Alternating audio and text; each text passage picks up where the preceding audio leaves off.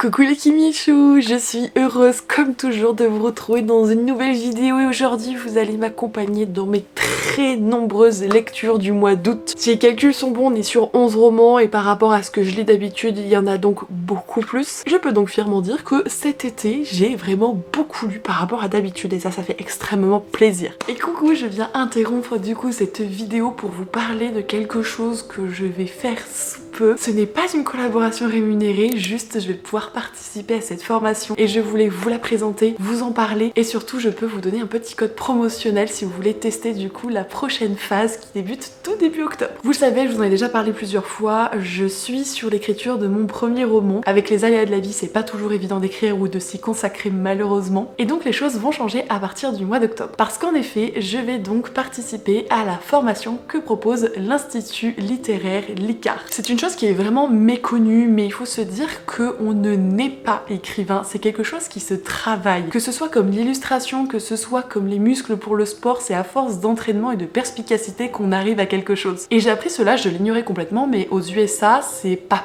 possible en fait d'être auteur sans avoir suivi des formations ou autres. Et du coup ils ont vraiment une mentalité qui est complètement différente de la nôtre dessus, où il y a beaucoup de gens qui se lancent sans vraiment s'être formés ou s'être renseignés. Pour certains ça marche et tant mieux pour eux, mais j'avoue que pouvoir débuter avec des informations, avec des expériences que d'autres professionnels nous auront apportées, avec des pistes à suivre, des conduites, des choses qu'on ignorait complètement et qu'on nous aura appris, je pense que c'est hyper important. Et je sais que moi ça va m'être utile parce que même si je me suis donné des lignes directives, c'est pas toujours évident de suivre tout ça où on se rend compte que en fait j'ai pas pensé à ça et à cette petite chose du coup qui va se rajouter au reste. Licart va proposer ici des formations à distance professionnalisantes pour justement nous permettre d'aller au bout de l'écriture de notre roman. Mais également si cela est votre souhait de se faire éditer. C'est important de le souligner parce qu'il y a de moult professionnels qui participent à cette formation, dont des éditeurs de maisons d'édition. C'est extrêmement complet parce que vous avez plus de 45 heures de cours qui sont disponibles en replay à vie, c'est-à-dire que si vous avez manqué une info ou si un jour vous avez besoin d'y retourner, ce sera toujours disponible. Cumulez à cela 30 heures d'ateliers, d'exercices en direct avec des professionnels du livre. Ils vont notamment pouvoir nous apprendre des techniques d'écriture qui sont essentielles pour structurer le récit et pour aller au bout de cette aventure. Ils vont également nous orienter et nous apprendre comment démarcher efficacement un éditeur pour que notre petit bébé puisse être découvert par d'autres lecteurs. Et ce qui est extrêmement important mais qu'on n'a pas forcément parce qu'on débute et qu'on est novice, ils nous permettent d'avoir confiance en nous et en notre projet. En somme, on peut dire que Licart est un accélérateur de ce fameux projet puisqu'il nous donne toutes les clés en main afin que notre roman puisse voir le jour.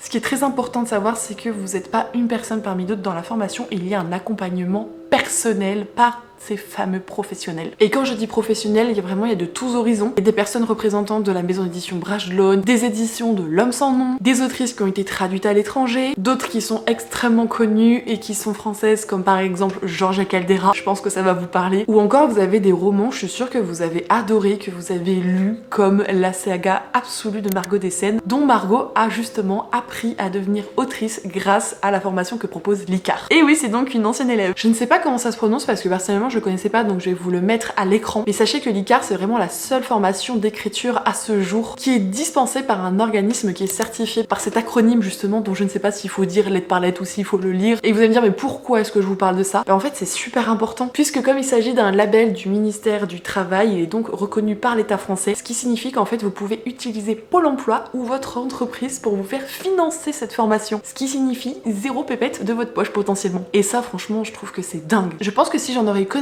lorsque j'étais salariée, j'aurais fait le nécessaire pour que ça puisse passer de mon côté. Mais grâce à vous, je vais pouvoir y participer sans donner le moindre sou. La seule chose que j'ai à faire, c'est vous partager un petit peu mon expérience dessus, chose que je serais plus que ravie de faire, donc peut-être par exemple la reprise des vlogs sur l'écriture. Je ne voulais pas préciser, mais quand je vous parlais de vous faire éditer, que ce soit maison édition ou auto-édition, mais sachez que vraiment les formations répondent à ces deux possibilités de l'édition. Donc peu importe ce que vous souhaitez, vous trouverez ce qui vous correspond au sein de cette formation. D'ailleurs, il y a du contenu qui est complètement gratuit, il y a un podcast qui est disponible sur de nombreuses applications dont notamment Spotify. J'ai déjà écouté plus d'un épisode et franchement c'est absolument génial. La narratrice qui est l'une des fondatrices de Licart, elle a une voix, je sais pas comment vous dire, mais il y a beaucoup de subtilité et on est très entraîné par ses propos. Et elle nous apporte aussi beaucoup de lumière sur des choses complètement ombragées lorsque l'on débute ou même quand on est des auteurs plus ou moins aguerris. Je suis sûre qu'on apprend toujours quelque chose avec ce qu'elle peut nous nous apporter dans ces podcasts. Donc si jamais vous êtes tenté par l'expérience et que vous souhaitez vous inscrire pour cette prochaine session, vous avez du coup jusqu'au 29 septembre pour utiliser mon code promotionnel qui est KIMI10, ce qui vous permettrait d'avoir moins 10% sur votre inscription. Du coup on est un peu juste en termes de timing, donc n'hésitez pas vraiment à aller checker tout ça. Et surtout sachez qu'en cas de besoin, parce qu'effectivement c'est un coût financier, vous avez des facilités de paiement qui vous sont proposées du coup sur le site. Je suis excitée vraiment à l'idée de reprendre mon projet, vous avez pas idée. Mais là surtout je vais me calmer et vous laisser du coup découvrir la suite de cette vidéo, en espérant que cette petite parenthèse aurait pu apporter quelques informations aux personnes de la communauté qui souhaitent être auteurs, qui le sont déjà ou qui souhaitent tout simplement en apprendre un peu plus. Vous allez voir, il y a de tout, de la romance, de la mythologie grecque, de l'enquête, de la bitlit, de la fantaisie, il y a vraiment de quoi faire. Pour autant, j'ai omis dans la dernière vidéo de vous présenter une de mes lectures du mois de juillet. Elle était dans les compteurs, mais j'ai complètement oublié de vous en parler. Du coup, on va entamer cette vidéo avec cette fameuse lecture du mois de juillet. Il s'agit donc de Love and Liars on Campus des Emma Green, publié aux éditions Addictive, roman que personnellement j'ai écouté puisqu'il était gratuit dans l'abonnement Audible. Et je vais essayer de faire du mieux que possible parce qu'en fait je l'ai tellement dévoré que c'est plus très frais déjà dans ma mémoire. Et comme depuis j'ai lu au moins une quinzaine facilement de livres, et ben mine de rien il y a peut-être certaines choses qui peuvent se mélanger, donc je vais être assez vigilant. Je pense que le titre est assez clair, nous sommes sur une romance universitaire, mais je trouve qu'elle est très particulière par rapport aux autres parce que au début on se rend compte que les personnages ils sont un petit peu jeunes dans leur tête, ils manquent de maturité, c'est ok. Bon, sur le moment j'étais un peu en mode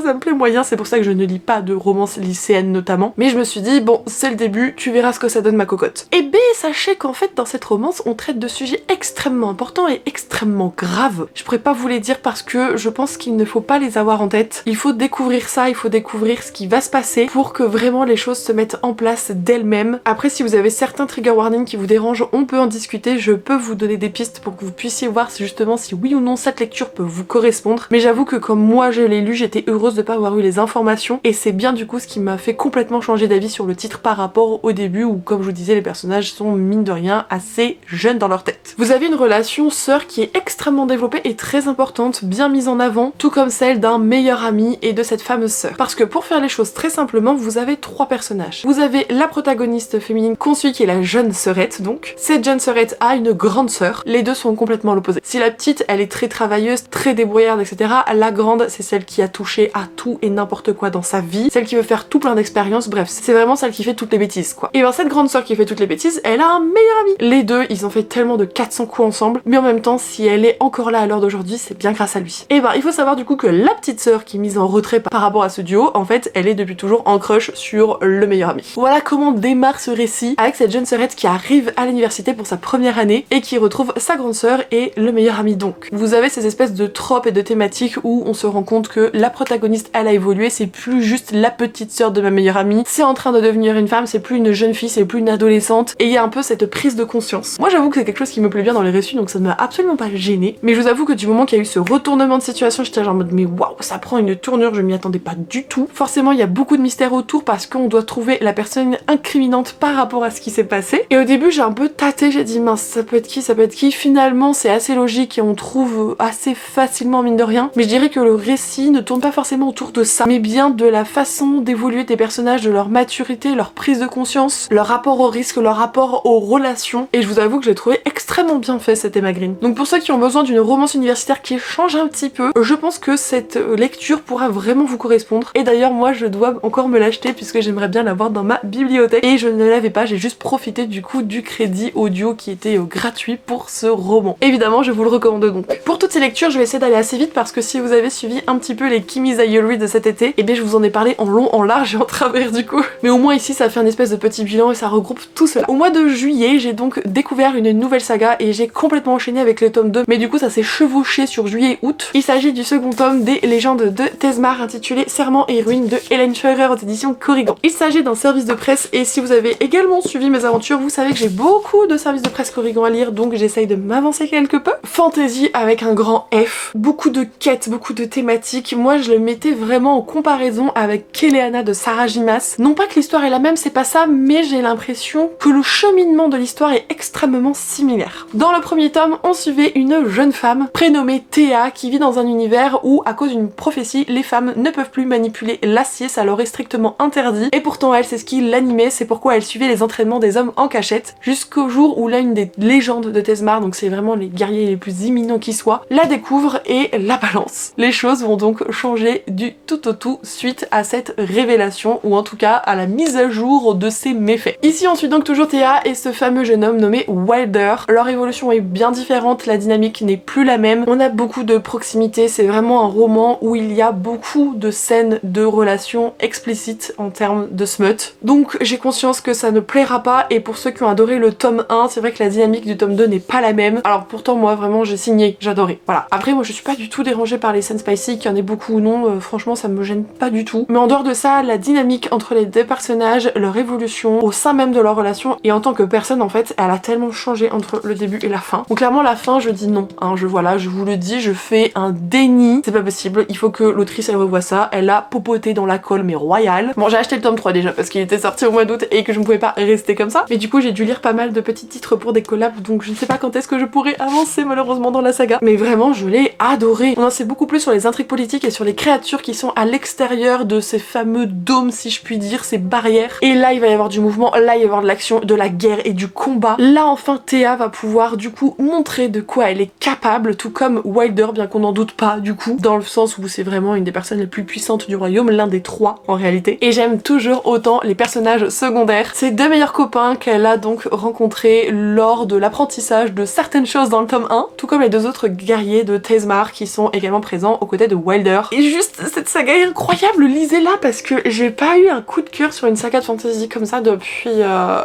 longtemps. En fait pour moi je la mets vraiment dans une catégorie de fantasy bien particulière, celle où vous avez des quêtes, celle où vous avez du danger, celle où vous avez de l'apprentissage, du combat, etc. C'est presque un peu, si vous voulez, mais ça reste différent, hein, à la Force Wing de Rebecca Yarros, dans le sens où vous avez ce côté univers bien développé, bien riche, vous savez où sont les ennemis, vous avez ce côté très académique, et après vous avez les différentes quêtes du coup qui s'ouvrent aux personnages. Et c'est vraiment ça que j'adore cette saga, et que ça fait très longtemps du coup que j'en avais pas relu, et ça m'a fait un bien fou. Et je sais que vous êtes plusieurs déjà à l'avoir lu également, pas forcément par rapport à mon retour, hein, je ne me prends pas une pastèque, mais à chaque fois quand on en parle, vous me dites que bah, vous avez vraiment kiffé et que vous comprenez pas non plus pourquoi il est pas davantage mis en lumière sur les réseaux sociaux. Et bien je me pose également la question. Alors là il va y avoir de quoi dire, parce que dans les mains j'ai le tome 4, mais en réalité cet été j'ai lu le tome 2, 3, 4 et 5 en audio de la saga Bodyguards de Laura S. Wilde aux éditions Hugo Collection New Romance. Effectivement, comme je vous présente le tome 4, je dois encore me procurer le 2, le 3 et le 5 parce que je vous le dis, je les veux tous à la baraque. C'est impossible pour moi de ne pas avoir l'entièreté de la saga concernant les Westwood au sein de ma maison. Vous n'avez pas idée à quel point j'ai été... Oh ah j'ai adoré. Ça va être très dur de mettre des mots dessus. Les Westwood c'est une famille de bodyguards, donc des gardes du corps. Le papa a créé l'institut Westwood où il recrute des personnes mais surtout il les forme. Ils ont 4 enfants dont un qui est également un enfant plus ou moins adopté qui a été rajouté, c'était genre le meilleur pote et puis finalement il fait partie de la famille. Et en fait ces Westwood ils n'ont jamais pu avoir d'enfants naturellement, ils n'ont que des enfants adoptés. Ils ont des triplés, mais des triplés genre des grands baraques etc, genre les vrais bodyguards, et leur petite sœur du coup. Chaque tome concerne une romance sur ces personnages. Le tome 1 c'était Lennon, donc je vais pas revenir dessus bien que je l'ai adoré of course. Il y avait évidemment des tomes sur les autres triplés, donc Cruz et Sawyer. Le tome 4 c'était Jackson, donc le petit frère de cœur qui a été un peu rajouté dans tout ça. Et pour terminer vous aviez un tome sur la rencontre des parents et l'après, tout ce qui s'est passé dans la saga. Et ce qui est super chouette c'est qu'ils sont tous différents les uns des autres. Le tome concernant Cruz et sa future amoureuse qui est donc Eve, on est sur une dynamique d'une mannequin qui a une carrière énormissime et qui a un besoin de protection et de sécurité. Elle sent qu'elle ne peut avoir confiance en personne et qu'elle est manipulée de partout. Elle a une vie extrêmement dure et lui va s'en rendre compte en fait parce qu'il va en faire partie intégrante, il va être 24 heures sur 24 avec elle et les sentiments vont évidemment très vite s'instaurer. Mais c'est vrai qu'elle a une histoire qui est très dure et un rapport à l'alimentation aussi Eve qui est très particulier parce qu'en tant que mannequin on peut pas se permettre de prendre 1 gramme sous peine de quoi bah en fait on est complètement éjecté du métier et je vous dis c'est une des mannequins les plus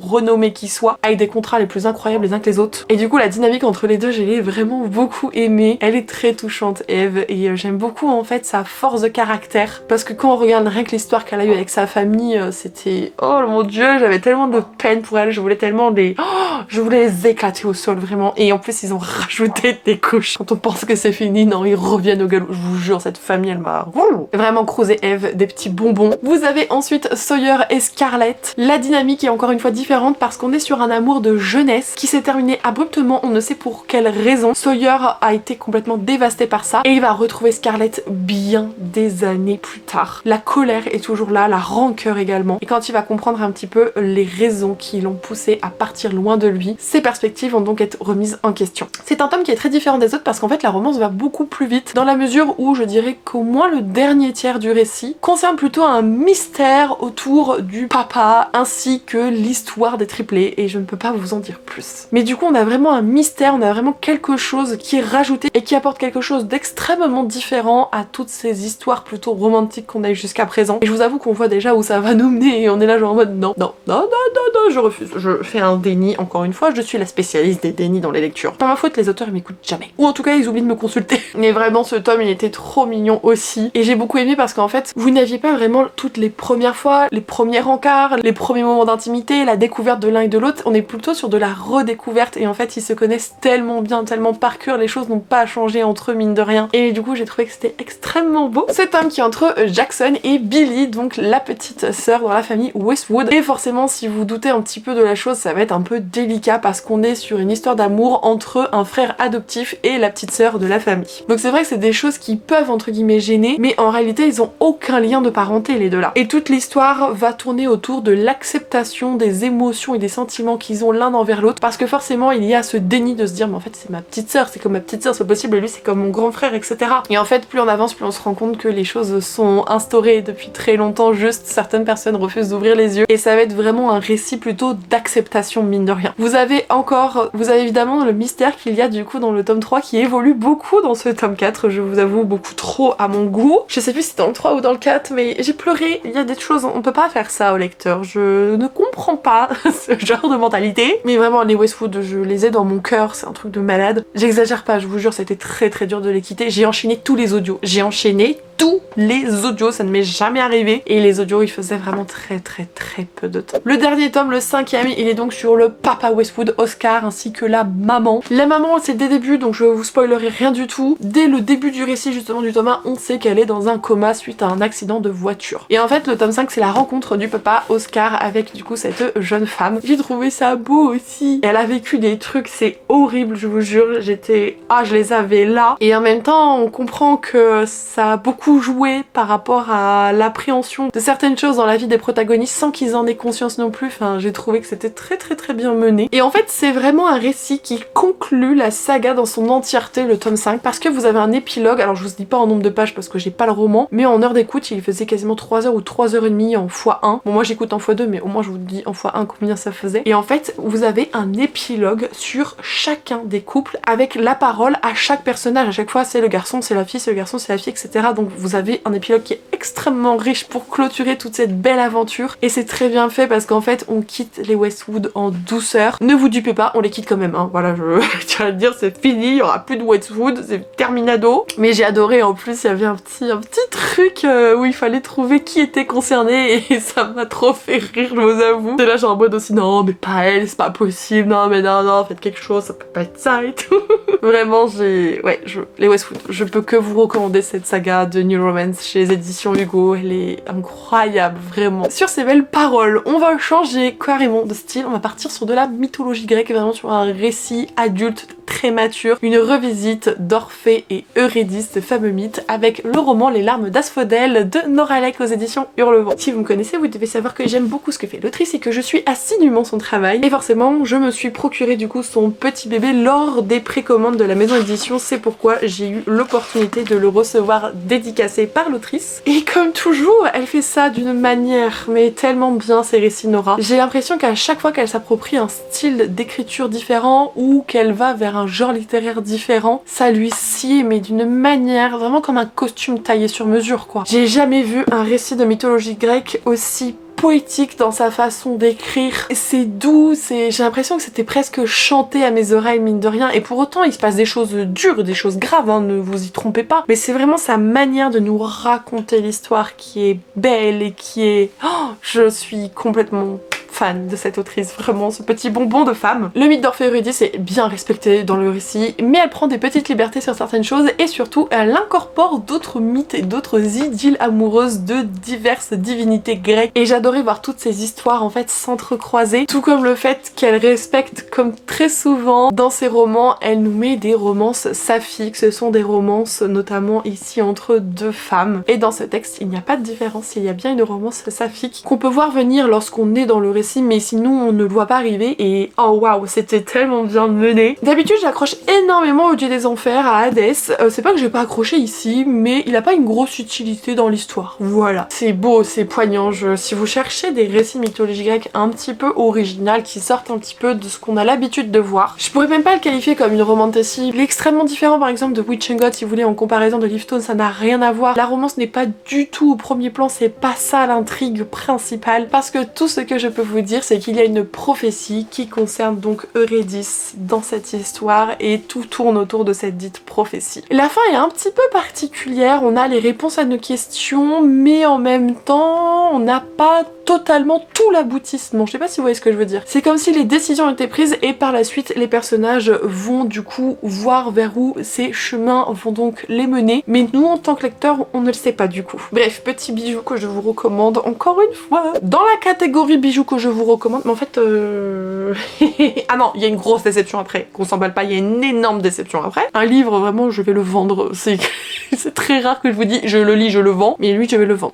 Avant on va découvrir ce petit pépite que j'ai encore une fois écouté parce que j'ai fait beaucoup d'audio au mois d'août. Il s'agit des 4 cavaliers de Laura Thalassa aux éditions Bookmark. C'est une saga en 4 tomes qui concerne les 4 cavaliers de l'Apocalypse. Avec ici Pestilence en tome 1, le tome 2 c'est Guerre, il me semble qu'il y a Mort et Famine, mais je sais plus dans quel ordre, c'est pas écrit. Je sais juste que le 2 c'est Guerre. Tout est disponible hein, en termes de saga, ne soyez pas frustrés, sachant que de toute façon un tome concerne une relation entre un des cavaliers et une jeune femme, je crois pas qu'il est d'homo-romance. Donc vraiment vous avez les tenants et les aboutissants dans chacun des tomes. Dans cet univers donc, un jour, les 4 cavaliers de l'Apocalypse sont apparus sur Terre. Donc tout le monde a eu extrêmement peur et se sont tous endormis, on n'a pas compris, on les a plus revus. Et quelques années plus tard, Pestilence, il sort de son coma et il vient mettre le bordel sur Terre. Sa particularité, c'est donc de répandre les maladies et notamment la peste. Bon, j'ai cherché mais je retrouve plus son nom parce que comme c'est de son point de vue, bah c'est peu écrit son prénom. Bref, je sais plus comment s'appelle la demoiselle. Mais sachez qu'en fait, elle se sacrifie pour tenter de tuer Pestilence pour le salut de l'humanité. Donc elle va plus ou moins le tuer, mais elle ignore qu'en fait les cavaliers de l'Apocalypse sont immortels. Donc en fait il va mourir mais il va revenir en mode super puissant, tout du moins il va se reconstruire petit à petit pour redevenir la même personne et il va décider du coup d'en faire sa prisonnière. Parce que bon, il en a un petit peu marre aussi que les humains le torturent à chaque fois qu'ils le croisent, qu'ils essayent d'aller au bout de sa vie, sauf que bah lui il est immortel. Il en a ras la casquette et il décide d'embarquer Sarah avec lui. Voilà, ça revient, c'est Sarah. Il va l'emmener à travers le monde, là où il répand du coup la maladie et où il tue tout le monde. Il l'épargne elle parce qu'il souhaite la faire souffrir en retour de ce qu'elle lui a fait. Parce que croyez-moi que la mort qu'elle lui avait réservée, c'était pas la plus clémente. Il y a un élément extrêmement positif selon moi dans le récit, c'est qu'on voit l'évolution des personnages vis-à-vis de l'autre. C'est-à-dire que chacun, sans le vouloir, va faire changer l'autre, va lui montrer d'autres perceptions des choses. Puisqu'en effet, pour Pestilence, l'humanité ne mérite pas de vivre avec tout ce qu'ils ont fait. Du coup, tous les humains sont pourris, tous les humains sont horribles et ils ne cherchent rien d'autre que de les tuer. C'est sa mission divine, c'est sa mission sacrée. Et Sarah va lui ouvrir les yeux sur certaines choses, tout comme certains personnages et certains couples qui vont rencontrer parce que il va devoir prendre soin d'elle si elle veut qu'elle continue d'être vivante et d'être sa prisonnière. Et du coup, il va essayer de trouver des maisons où il y a des personnes qui y vivent pour qu'elles puissent se sustenter, dormir, etc. Et au fur et à mesure de leur rencontre, ils vont rencontrer des personnes pourries jusqu'à la moelle en effet, mais ils vont rencontrer aussi de très belles personnes. Et tout ça va amener Pestilence à changer de regard. Tout comme Sarah qui le voyait comme un monstre qui n'avait pas d'empathie, qui faisait ça en fait parce qu'il le devait et qui prenait peut-être même du plaisir, elle va petit à petit changer d'opinion là-dessus et se rendre compte que pour lui c'est juste un devoir en fait. Il le fait pas forcément de gaieté de cœur, mais ça doit être fait et il le fait, c'est tout, parce que quelqu'un doit le faire. Bref, j'ai vraiment aimé leur évolution au contact de l'un et de l'autre. Et j'ai chialé plus d'une fois, je vous le dis, j'ai chialé. Tout ce qui concerne les enfants et les pépé mémés gentils, je chiale, je vous le dis direct. Donc ça m'a prise aux tripes et ça a été difficile à certains moments de l'audio du coup. Mais c'était beau et en même temps ça a permis de mettre en lumière les défauts de l'humanité, tout comme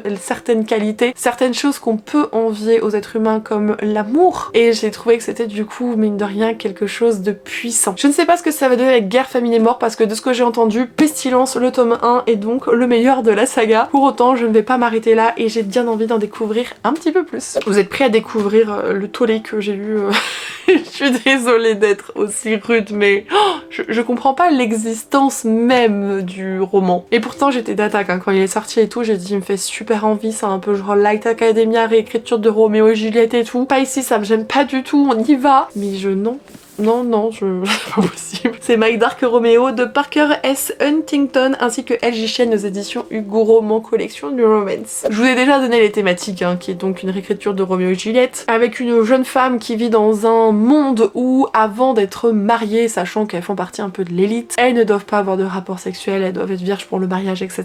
Et à une soirée mondaine, elle va se faire plaisir en un sens avec un homme qui n'a aucun scrupule, et disons qu'il va se passer quelque chose qui fait que leur débâcle va être mise en avant, hein, voilà, tout le monde va être au courant, du coup il en va de l'honneur de la jeune femme de ne pas rester comme ça, c'est pourquoi elle va devoir l'épouser. Sauf que lui, l'amour ça n'existe pas, les relations sexuelles c'est comme il veut, comme il l'entend, il ne veut pas de bébé, donc vous oubliez le fait de pouvoir avoir une intimité avec cette zone précise de la femme. Lui il préfère les autres endroits, je pense que vous avez les images en tête. Et en fait il y a cette relation de haine, de je te déteste et je te méprise, et des fois c'est juste parce que tu m'as fait changer ma vie, et d'autres fois c'est parce que comme je vois que je commence à t'apprécier, du coup je te déteste fortement, tout en ayant une énorme attirance, tension sexuelle au son paroxysme. Mais je vous jure, ça ni queue ni tête. Ils font que de je te déteste, on saute. Je te déteste, on saute mouton. Je te déteste, on saute mouton. Arrêtez de sauter le mouton, stop. Surtout qu'ils font ça, des fois c'est bizarre quoi. Je peux juger, enfin chacun a son intimité, mais des fois c'est... Oh. Et j'ai même pas réussi à m'attacher aux deux personnages, enfin j'ai même pas eu d'empathie pour elle qui voit du coup tous ses rêves et sa vie s'effondrer, son mariage arrangé depuis toujours, etc. Elle qui se retrouve toute seule avec des personnes qu'elle ne connaît pas, lui qui a un passé qui explique pourquoi il est aussi froid, pourquoi il ne veut pas d'enfants, tout ça. Même quand il y a les révélations, j'étais là en mode... Alors là je m'en carre l'oignon. Et ça c'est extrêmement révélateur chez moi, je tiens à le dire. Du coup je suis... honnêtement, si je l'aurais lu en papier, à la moitié du récit je m'arrêtais parce que j'avais aucun intérêt dans le récit. Ce n'est qu'une histoire de on apprend à vivre ensemble tout en se détestant et en continuant de se chercher sexuellement parlant, à faire des trucs à ne pas en faire, etc. Elle est dans la provocation fois 100%, que ce soit des fois dans ses looks, dans ses tenues. T'es là, tu fais... T'as d'autres armes, ma grande, d'accord. Bref, je vais pas le garder, je vais vous les montrer, c'est fait. Je vais essayer de voir pour faire une chronique Instagram, ça va être compliqué. Mais je ne le garde pas chez moi, c'est Terminado Pipo, nous n'aurons plus jamais de contact, cette petite chose et moi-même. Il y a ensuite une saga dont le 5e tome où le spin-off vient de sortir. J'ai commencé le livre audio avec Inheritance Games de Jennifer Lynn Barnes aux éditions Pocket Jeunesse. On est sur un Cluedo géant avec Avery, une jeune femme qui vit dans une situation plutôt précaire dans sa vie. Et en fait, sans connaître la personne, il y a un riche, mais genre quand je vous dis riche, c'est multimillionnaire, hein, homme qui va décéder, et en fait elle va être la personne sur les testaments qui va récupérer le plus de tout ce qu'il possédait alors qu'elle ne le connaît pas. C'est quand même un peu fou, non? Et donc pour pouvoir récupérer tout cet argent, il y a plusieurs conditions, et l'une d'elles qui est extrêmement importante, elle doit vivre pendant 1 an au manoir des Avery avec du coup la famille, les différents frères, les différentes mères, les tantes, etc. C'est un sacré boxon, tout en sachant que des personnes en ont après elle et souhaitent la tuer pour récupérer le gros pactole. Et en même temps, il y a un énorme mystère qu'elle laissé de côté du coup, le pépé décédé, et dont elle, accompagnée des frères, vont essayer de résoudre cette énigme. Pour moi, il y a un défaut, je préfère qu'on rentre déjà dans le vif du sujet, c'est les pseudo-relations, tensions amoureuses, etc. Je trouve que ça n'a vraiment pas de sens ici. En fait, le côté Cluedo était largement suffisant, j'ai l'impression que c'était rajouté pour plaire à ce public young adult, mais qui moi m'a dérangé et selon moi a alourdi le récit. Après, c'est pas négatif au point de stop, j'arrête, j'en ai marre. C'est juste que dans ces moments-là, tu dis bon, j'ai hâte que finalement on reprenne un petit peu cette chasse au trésor quelque part. Mais mis à part ça, le côté Cluedo est extrêmement plaisant. J'avoue que c'est un peu frustrant de se dire que au vu du nombre de tomes qu'il y a, on n'est pas près d'avoir les tenants et les aboutissants quoi. Donc c'est bien mignon d'avoir des énigmes sur des énigmes sur des énigmes, mais si ça dure 4 tomes d'énigmes pour avoir la réponse qu'à la fin du 4e tome, tout en sachant que j'en ai parlé avec mon amie Gladys, et elle m'a dit en fait quand tu connais la révélation finale, elle me dit c'est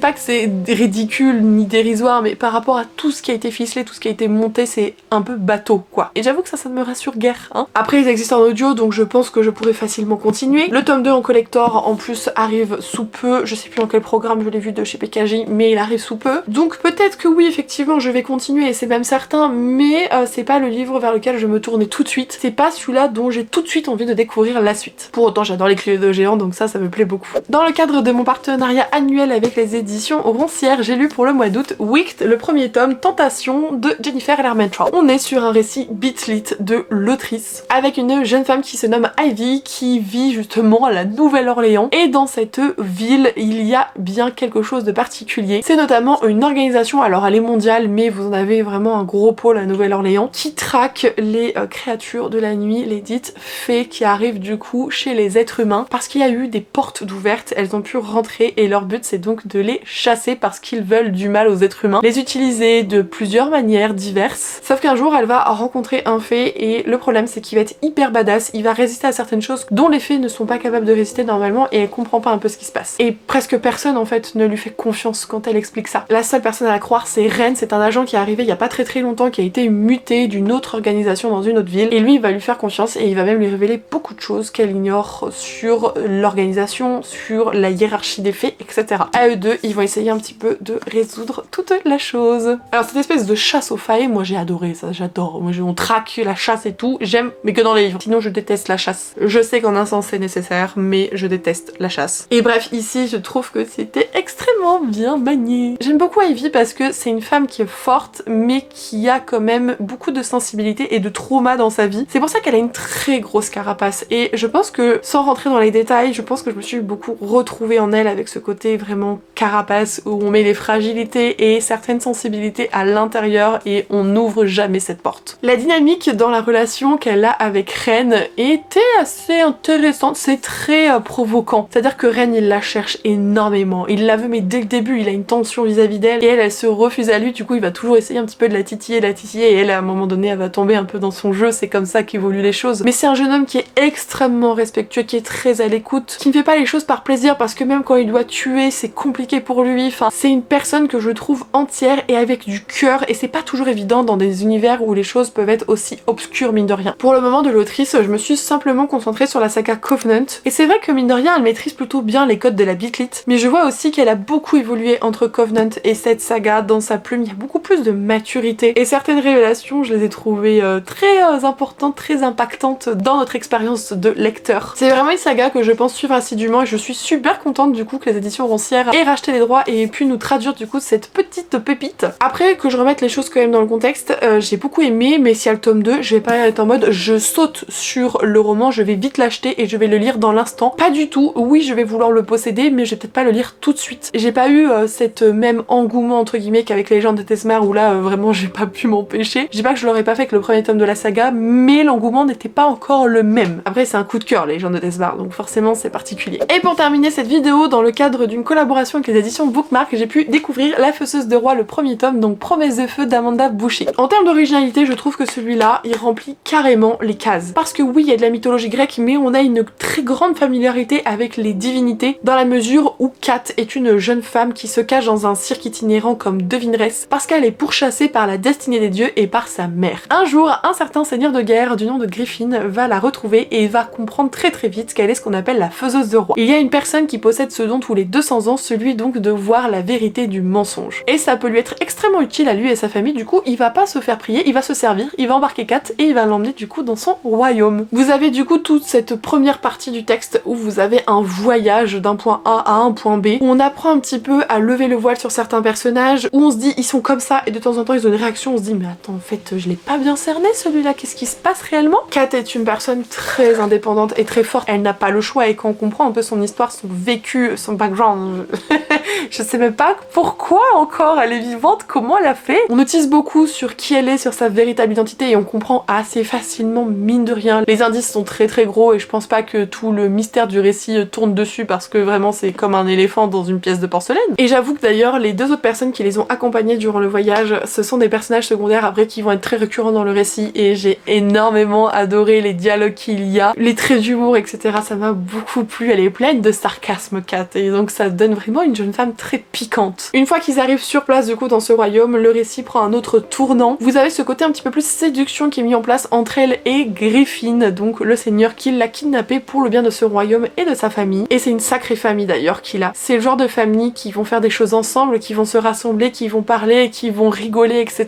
Tout le contraire de ce qu'elle a connu et du coup elle va être vraiment prise de court mine de rien et au début elle va même leur dire c'est pas comme ça que vous devez réagir en fait, vous êtes des rois, vous êtes des reines maintenant, vous devez pas faire les choses comme ça. Et elle va changer à leur contact et ça j'ai beaucoup aimé. C'est vrai qu'au début on a du mal à s'attacher à Kate. Je vous le dis, au début je sais pas, il y a eu des petits trucs qui m'ont dérangé en elle sans que je mette le doigt dessus mais j'ai mis un petit temps. Par contre une fois que la machine est lancée, fissa. Même si on a eu beaucoup de révélations, il y a encore des mystères qui pèsent et j'ai hâte d'en savoir plus. J'avoue que le Seigneur Griffin, je l'aime énormément ce personnage. Je suis très charmée par cet homme, voilà. Il est intelligent, il est rusé, il est extrêmement doué, que ce soit en politique ou dans tout ce qui est façon de combattre. Et en même temps, il est à l'écoute, il est doux, etc. Tu vas lui dire un truc et puis il va s'en souvenir 3 jours après, et il va t'en reparler, il va te ressortir ça beaucoup plus tard. Enfin, je trouve qu'il est vraiment très bien. C'est quand même une petite briquette, hein, mine de rien. Alors, il fait 500 pages, mais enfin, le roman est assez gros. Après, c'est une réédition, donc pour les librairies, vous avez des formats collector, mais en fait, la saga, elle a été traduite il y a un petit moment déjà. Nous sommes du coup sur des rééditions dans la collection Lost Kingdom. Et bien voilà, ça y est, nous sommes allés au bout de cette deck lecture qui était, ma foi, extrêmement long, j'ai l'impression, non? J'espère qu'il vous aura été utile et que vous aurez pu un petit peu aiguiller vos futures envies, achats, non-achats, etc. N'hésitez pas à me dire quel titre vous avez repéré dans cette vidéo et lequel ne vous fait absolument pas envie. Je vous remercie d'avoir pris le temps de l'écouter et de prendre mes avis en considération si cela peut vous être utile. Moi, ça me va. Je vous fais tout plein de gros bisous et surtout, prenez soin de vous les Kimichou.